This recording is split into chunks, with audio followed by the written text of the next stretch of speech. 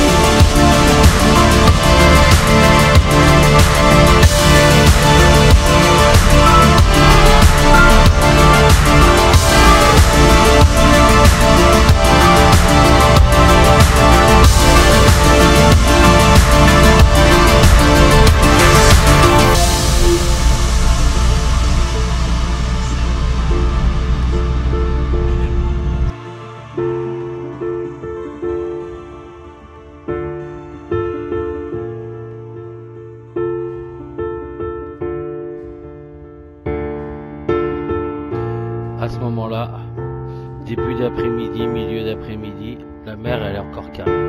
L'île d'Ouessant est zen. On ne s'attend pas du tout à voir une telle dépression arriver.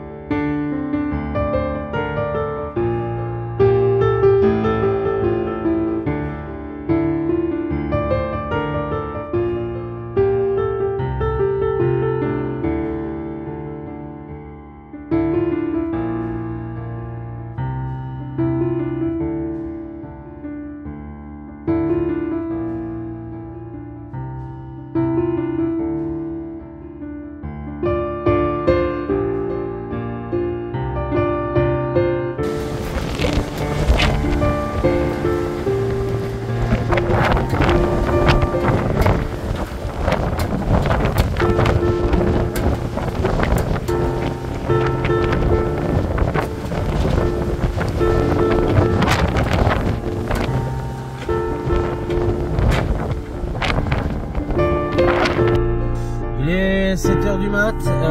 La tempête a bien tapé cette nuit. Il va falloir enregistrer Ouessant 185, 207 km/h pointe du Raz. Donc nous là on va commencer à bouger, on va voir Pointe de Perne, déjà voir ce que ça donne en gardant le max de distance de sécurité. Une vague de 21,10 m a été enregistrée aux Pierres Noires à 5h30 ce matin. Donc on va déjà se mettre sur les hauteurs de la Pointe de Perne, on va regarder ce que donne l'état de la mer. Et donc en fonction de l'état de la mer, on ira peut-être sur la pointe qui est en face de la Jument. Voilà, donc maintenant c'est parti, on va aller prendre la route, on va voir. T'es chaud Adi? Yes. On vous emmène avec nous.